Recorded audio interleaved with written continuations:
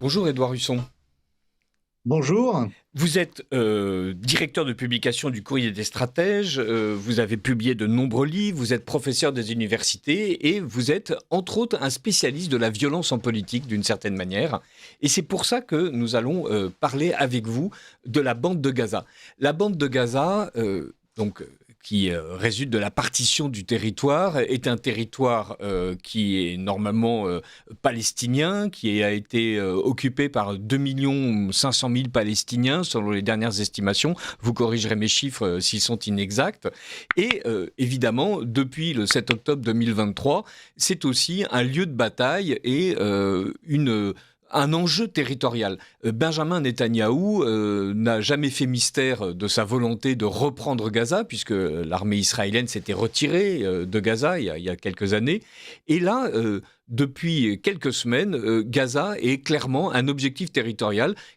On parle d'annexion, en fait, et pour annexer Gaza, pour éliminer totalement le Hamas, Benjamin Netanyahou a l'air de décidé de poursuivre la destruction de cette bande qui est déjà détruite à 70%, là aussi selon les estimations les plus récentes, et il a envie visiblement de faire en sorte qu'il n'y ait plus un seul Palestinien à Gaza, sachant que les pays limitrophes, eux, refusent que les Palestiniens débarquent chez eux. Ils ont tous en tête l'exemple du Liban et la manière dont l'afflux de Palestiniens a transformé radicalement et effroyablement le pays. Que pensez-vous de la manière dont Benjamin Netanyahou est en train de conduire cette guerre? Oui, alors merci de me donner l'occasion de parler de ce sujet terrible. Alors, vous disiez au début, je suis spécialiste de la violence en politique. J'ai travaillé beaucoup sur les violences de masse. Hein, je suis un spécialiste de l'histoire du génocide des Juifs pendant la Deuxième Guerre mondiale, de ce qu'on appelle la Shoah. J'ai travaillé aussi sur les violences du communisme. Donc, effectivement, je vois que ce qui se passe à Gaza depuis 19 mois a dépassé les proportions d'une simple opération militaire de représailles après l'opération du Hamas et des autres milices palestiniennes le 7 octobre et qu'on est entré dans une autre dimension. Alors, vous posez une question très juste qui est de savoir ce que veut le gouvernement israélien.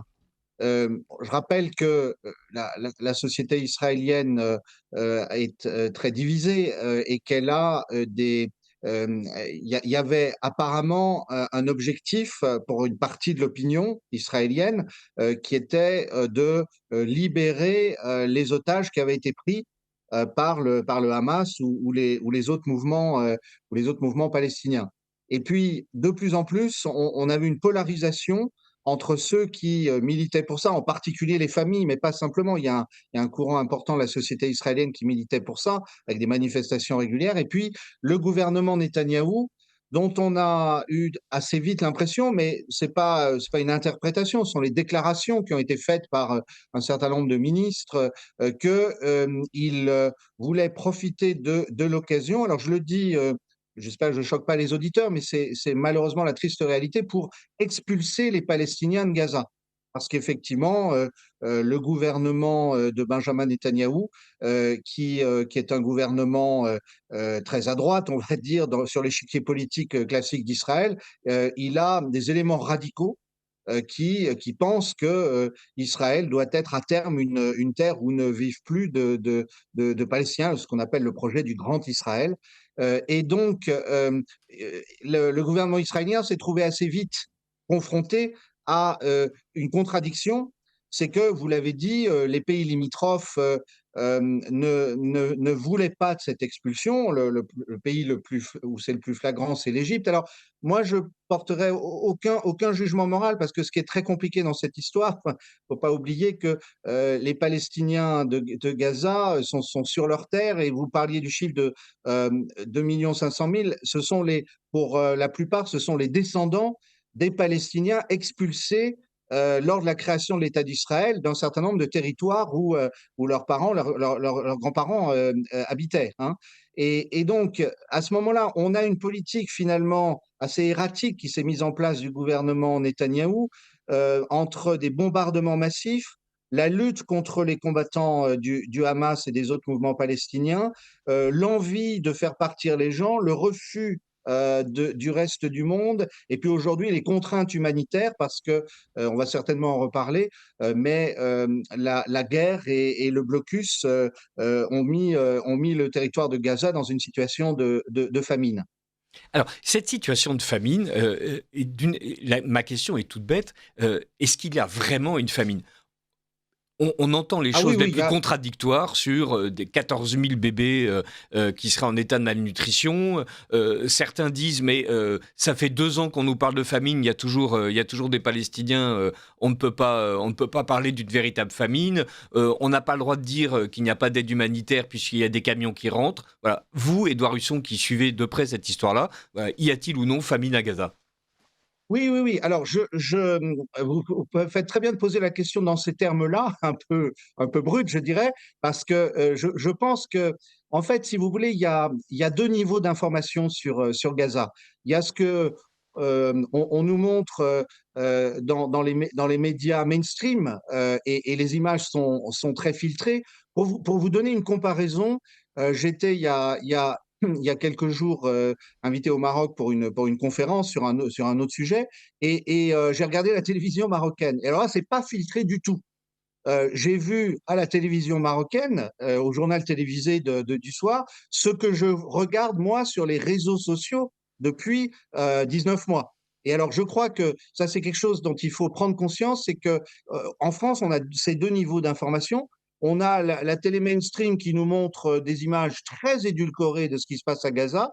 Et puis quand vous êtes une personne de votre époque, que vous suivez les réseaux sociaux, eh bien, vous avez des images qui sont absolument terrifiantes. Et donc, la famine, mais si vous voulez, elle a commencé il y a de nombreux mois. Les massacres, c'est une réalité. Il y a un chiffre officiel donné par les autorités palestiniennes de Gaza d'environ 555 000 morts et à peu près 3 fois plus de blessés, mais vous avez des organisations humanitaires, vous avez l'ONU qui estime que on est vraisemblablement au-dessus de 100 000 morts, pour vous donner quelque chose qui est assez exact. Et je pense il faut se rendre compte de cette situation humanitaire atroce, à tel point que les gouvernements occidentaux qui jusque-là avaient fermé les yeux commencent à protester. Vous avez vu la protestation commune d'Emmanuel Macron, de Keir Starmer, le Premier ministre britannique, et du Premier ministre canadien, Carney. Bon, mais si vous voulez, pour certaines organisations humanitaires qui sont sur place depuis longtemps, je pense à des médecins qui suivent ce qui se passe à distance parce qu'ils connaissent bien la bande de Gaza, eh bien, la situation est absolument terrifiante. Alors, c'est une situation terrifiante. Effectivement, Emmanuel Macron commence à bouger. Il le fait comme il le fait d'habitude, c'est-à-dire généralement avec beaucoup de retard par rapport aux véritables urgences et avec surtout peu de moyens par rapport à ses déclarations enflammées. Est-ce qu'il y a une chance que Benjamin Netanyahou change de politique? On sait que les États-Unis ont toujours soutenu l'État d'Israël. On sait que Joe Biden a fourni toutes les armes dont Benjamin Netanyahou avait besoin. On sait que Donald Trump n'a pas changé cette politique. On l'a dit sur cette antenne, qu'il est très énervé par Benjamin Netanyahou, mais pour le moment, le soutien des États-Unis est infrangible. Oui, alors, vous posez la question d'Emmanuel Macron. Là, je réponds, bien sûr, je réponds à votre question, mais je trouve très significatif ce que vous dites, c'est-à-dire que il n'a pas fait grand-chose ou il n'a pas pu faire grand-chose. Moi, ce que je voudrais quand même que nos auditeurs comprennent, c'est que il était possible de faire quelque chose. Il était vraiment possible de faire quelque chose. C'est-à-dire que même si vous faites de la politique, si vous faites de la géopolitique, vous considérez que voilà, l'État d'Israël était en situation de représailles face au Hamas et à d'autres mouvements palestiniens, même si il y a d'ailleurs un ministre de Benjamin Netanyahu qui a dit: nous avons été étonnés que Joe Biden et l'administration Biden ne nous arrêtent pas dans ce que nous faisions. Ça a été dit explicitement. Donc, si vous voulez, l'Union européenne, c'est seulement aujourd'hui qu'elle commence à faire pression sur le gouvernement Netanyahou en remettant en cause, en parlant de suspendre l'accord commercial qui existe entre l'UE et Israël. Donc, si vous voulez, c'est ça qui est, je trouve, moi, absolument terrible, c'est le retard avec lequel le monde s'est ému.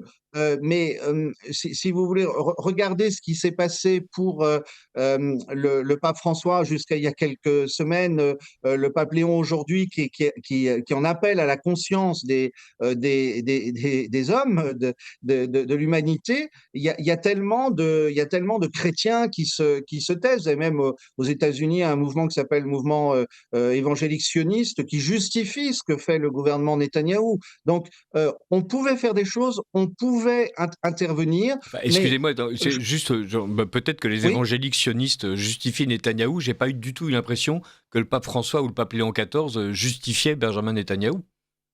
bah, c'est ce que je viens de vous dire, c'est exactement le contraire. Ah oui, Je vous d'accord. dis, pour d'un côté, quelques personnalités chrétiennes et non des moindres, qui sont intervenus régulièrement, vous avez d'autres chrétiens qui ont fait taire leur conscience, qui ont même justifié l'innommable. Des Mais chrétiens on américains, pourrait tout à dire fait.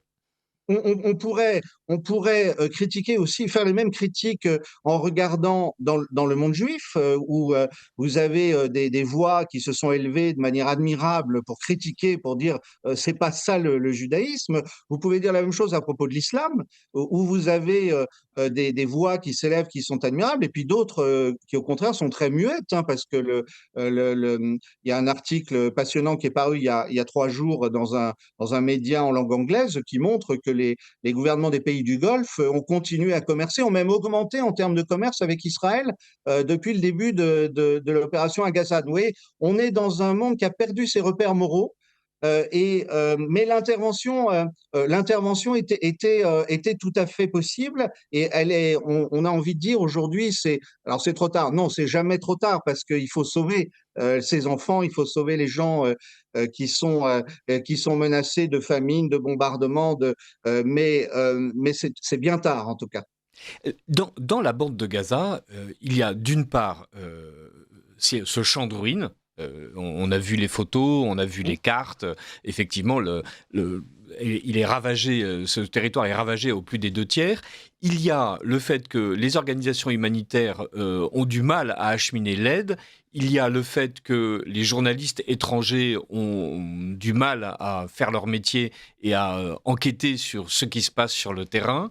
Il y a aussi le fait que les soldats israéliens n'hésitent pas à tirer sur les diplomates. On a quand même l'impression que Benjamin Netanyahou a décidé que ce territoire palestinien lui appartenait déjà et que personne n'avait rien le droit de faire au mépris en fait des règles, y compris des règles israéliennes.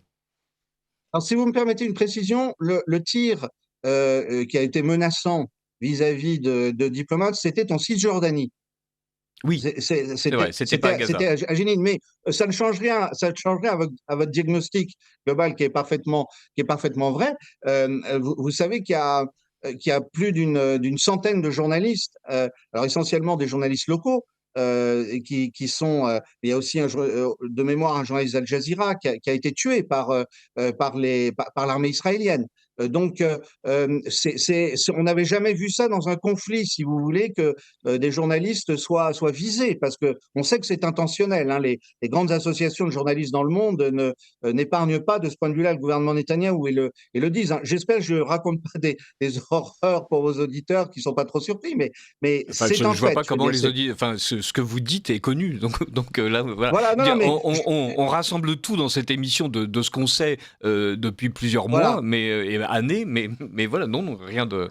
Non, non, parce il y a des médias sur lesquels je serais immédiatement contredit par un de vos confrères qui dirait mais c'est pas vrai, vous exagérez, etc. Je crois il y a aussi une part de déni de réalité concernant ce qui se passe à Gaza. Et alors effectivement, Benjamin Netanyahou est dans une espèce de fuite en avant.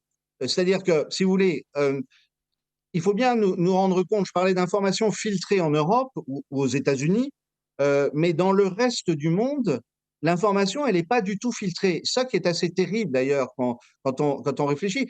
Je voyais l'autre jour sur les réseaux sociaux que on montre des vidéos de ce qui se passe à Gaza à des écoliers chinois. Je ne sais pas si vous imaginez ce qui peut se passer dans la tête d'écoliers chinois et ce qui se passe dans la tête de citoyens chinois qui se disent, mais regardez, le monde occidental, il nous parle des valeurs, des droits de l'homme, de la défense des opprimés, et puis d'un autre côté, il laisse faire, alors qu'il était possible d'intervenir. Et bon, vous me direz, c'est pas une situation nouvelle, on a connu ça pour des génocides par le passé, mais cette vision des choses à l'extérieur du monde occidental, si je l'appelle comme ça, elle est très, très critique vis-à-vis de l'Occident. Et moi, je fais partie de ceux qui pensent que le monde occidental va avoir beaucoup de mal à se remettre dans la communauté internationale parce qu'on lui dira toujours, écoutez, on dira toujours aux gouvernants de nos pays, écoutez, taisez-vous, ne nous faites plus de leçons parce que vous avez laissé faire des choses terribles à Gaza, ou bien vous avez eu un double standard, un double langage, parce que vous avez critiqué la Russie pour ce qu'elle fait en Ukraine, mais jamais Israël pour ce qu'il fait à Gaza. Ça, c'est aussi quelque chose qu'on entend de plus en plus. Édouard Husson, merci pour cette première partie de notre entretien. Je rappelle que vous êtes directeur de publication du Courrier des stratèges et universitaire. Tout à l'heure, nous recevrons Damien Rieu pour parler du frérisme à 8h12. Mais tout de suite, nous sommes en train de parler avec vous de la bande de Gaza. Vous avez dit à plusieurs reprises, on aurait pu intervenir. Bon, il y a vraiment cette réalité du terrain qui est horrible, où on sent que des centaines de milliers de Palestiniens sont pris au piège par la décision de Benjamin Netanyahou de prendre le contrôle de la bande de Gaza. On n'a pas vraiment l'impression que lui veut en faire une Riviera, ou en tout cas, il n'en prend pas tous les moyens. Ça c'est sûr. On a par ailleurs effectivement le fait que la bande de Gaza était sous le contrôle totalement antidémocratique du Hamas, mouvement terroriste. Je dis antidémocratique parce qu'il a été élu une fois, mais il n'y a pas eu d'élection ensuite. Et une partie des Palestiniens, on nous les montre en tout cas, se manifestent contre le Hamas. Est-ce que le Benjamin Netanyahou a raison de faire pression sur les civils en espérant qu'ils vont se débarrasser du Hamas? Est-ce que le Hamas, d'un autre côté, n'a-t-il pas déjà reconstitué toutes ses réserves militaires? C'est-à-dire, voilà, des milliers de combattants du Hamas sont morts, mais le Hamas a recruté à peu près autant que ce qu'il a perdu. Est-ce que la tactique de Benjamin Netanyahou est intelligente? Alors, bon, c'est toujours difficile. Mon réflexe d'historien, c'est de vous dire est-ce qu'on peut juger un personnage politique, historique, quand on est assis dans son fauteuil et il a ses motivations. Mais bon, je remarque une première chose, c'est que très tôt, donc très tôt après le 7 octobre, il y a beaucoup de spécialistes militaires qui ont dit si vraiment l'objectif c'était de combattre le Hamas, il n'y avait rien de plus idiot militairement parlant que de démolir les immeubles, de créer des ruines, parce qu'on sait que c'est dans les ruines que des mouvements de guérilla urbaine peuvent se défendre le mieux. Et d'ailleurs, c'est ce qu'on a vu. Il y a eu des images assez étonnantes. Vous vous rappelez le chef militaire du Hamas, Sinoir. Les Israéliens le cherchaient sous le sol, dans les tunnels, et on a montré avant sa mort et après des images où il combattait dans les rues. Et les Israéliens le cherchaient sous le sol. Et quand il est mort au combat, c'était finalement un hasard. C'était la 10e ou la 15e ou la 20e escarmouche qu'il avait menée contre les troupes israéliennes. Alors, autre chose, vous avez raison, il y a eu des pertes importantes des combattants palestiniens. Je rappelle qu'il n'y a pas que le Hamas, hein, il y a d'autres mouvements qui sont à Gaza actuellement, qui se battent contre l'armée israélienne. Il faut dire aussi que l'armée israélienne a eu des pertes considérables. On le voit par le nombre de blessés graves qui sont accueillis dans les hôpitaux israéliens. Et il y a toujours un ratio dans la guerre moderne de 1 à 3. Donc, quand on vous parle de 20 000 blessés graves, là, c'était avant le cessez-le-feu de janvier, ça veut dire qu'il il y a eu beaucoup de pertes de soldats israéliens. C'est une guerre très dure au sol, hein, et avec des embuscades. C'est une guérilla qui se bat contre l'armée israélienne. Et puis, on a effectivement cette situation de destruction de l'habitat, de destruction des installations sanitaires, de l'alimentation en eau. C'est ça qui rend les choses extrêmement difficiles et horribles pour la population. Et on ne comprend pas très bien où Benjamin Netanyahou veut en venir aujourd'hui, parce que cette guérilla urbaine, apparemment, elle peut continuer pendant des mois et des mois parce que le système de tunnels qui permet à la guérilla du Hamas de se défendre n'a pas été endommagée, très peu endommagée.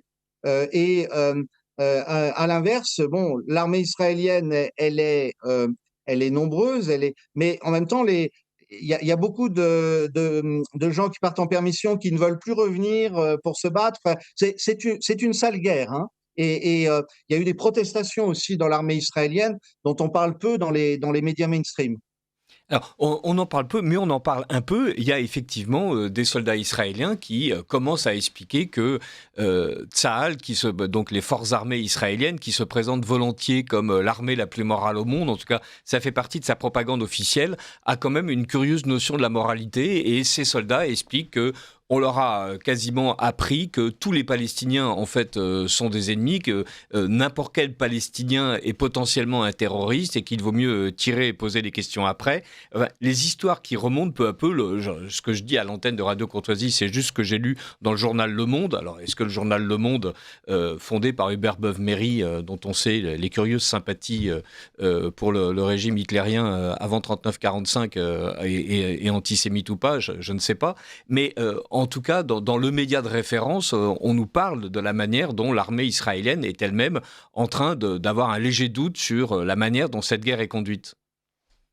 Oui, alors, si vous me permettez, sur Beuve-Méry, on va dire qu'il a eu des sympathies de compagnon de route à la fin des années 30. Je pense qu'après, pendant la guerre, son comportement est beaucoup plus complexe.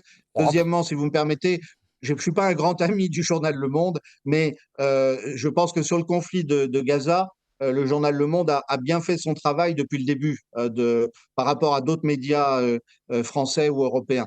Je ferme cette parenthèse. La, donc, effectivement, ce qui est tout à fait frappant, c'est cette démoralisation au sens le plus fort du terme. C'est-à-dire que c'est à la fois, on perd courage et puis on a le sentiment que l'éthique s'est dissoute. On ne sait plus pourquoi on se bat. Et on sait que dans une armée, à partir du moment où on ne respecte plus le code de la guerre, un minimum de principes, très vite, ça peut se déliter. Je lisais hier soir dans Haaretz, enfin, c'est un article qui date du 15 mai, en fait, un grand journal israélien de centre-gauche, on va dire, qui a été tout à fait critique vis-à-vis de Benjamin Netanyahou depuis le départ. Je lisais un éditorial terrible d'un professeur d'université israélien qui dit je ne reconnais plus la société israélienne. Nous sommes devenus des gens méchants qui justifient l'injustifiable. Alors il y a bien quelques voix qui s'élèvent, mais en fait nous avons perdu. Ça revient à dire nous avons perdu notre âme. Et je crois que c'est quelque chose de très fort actuellement. Et là encore, hein, je reprochais tout à l'heure le manque d'empathie vis-à-vis des Palestiniens, mais je pense qu'il y a aussi un manque de compréhension chez beaucoup d'observateurs en France, en Europe, aux États-Unis, de la crise de la société israélienne qui est de plus en plus divisée et qui est de plus en plus déboussolée. Et d'ailleurs, les plus lucides reprochent énormément à Benjamin Netanyahou sa fuite en avant, sa radicalisation constante, ce qui n'enlève pas le fait, ce qu'on disait tout à l'heure, que les Américains ont livré les bombes et ont laissé faire, que l'Union européenne n'a pas protesté à justifier pendant trop longtemps, etc. On se retrouve avec Benjamin Netanyahou qui a décidé d'annexer purement et simplement Gaza, il l'a dit, avec aussi en parallèle l'autre partie du territoire palestinien, c'est-à-dire la Cisjordanie, dont on sait qu'elle est de plus en plus colonisée, c'est-à-dire que des ressortissants israéliens s'installent sur une terre qui n'est pas israélienne et font en sorte d'y régner en maître. Les incidents se multiplient avec la population palestinienne cisjordanienne. Est-ce que Benjamin Netanyahou va réussir à expulser tous les Palestiniens de cette partie du territoire? Écoutez, je crois, si vous voulez, que la situation est à la fois atroce. On le parlait pour Gaza, mais vous avez raison de souligner qu'on parle très peu de la Cisjordanie. Alors, le degré de violence exercé par l'armée israélienne est moindre, mais il est quand même énormément, il est très fort. Mais ce qu'on voit, et je dirais, moi, ce qui me frappe, ce qui me manque à droite en France, c'est un débat sur finalement ce que c'est qu'un peuple et une nation. Et je veux dire, le peuple palestinien, si on avait des doutes, il existe. Et ces gens ne veulent pas quitter leur terre. C'est ça qui est tout à fait, étonnant. Quand bien même la bande de Gaza, vous le disiez tout à l'heure, c'est un tout petit bout de territoire, les gens s'accrochent. Il y a eu des tentatives des Israéliens de pousser vers les migrations forcées, les Palestiniens, mais ça a été refusé. On dit les autres peuples n'accueillent pas, mais c'est parce que tout le monde a le sentiment que ce qui se passe, c'est absolument terrible. C'est-à-dire qu'on priverait un peuple de sa terre. Alors, ça remonte à 49, 48-49. C'est vrai que la communauté internationale a accordé, c'est très bien, à l'État d'Israël enfin, de se créer comme État, mais on a manqué d'autorité. La communauté internationale n'a pas fait appliquer le droit international, c'est-à-dire qu'en échange de la création d'État d'Israël, il fallait protéger les droits du peuple palestinien à qui on demandait de céder une partie de son territoire historique. Bon. Et aujourd'hui, si vous voulez, je pense que ce qu'il y a de terrible, ce qu'il y a de tragique dans la situation, c'est que le moment de l'expulsion s'est passé du point de vue, là je me place du point de vue des nationalistes israéliens les plus durs, ils n'y arriveront pas. Mais ils le nient encore et la communauté internationale n'est pas encore déterminée à dire on arrête ces horreurs. Et donc c'est dans cet entre-deux que les Palestiniens souffrent énormément. Vous avez suffisamment de manifestations dans le monde, de gens qui regardent et qui sont horrifiés par ce qui se passe, mais c'est vrai que vous, moi, d'autres, on se sent totalement impuissant.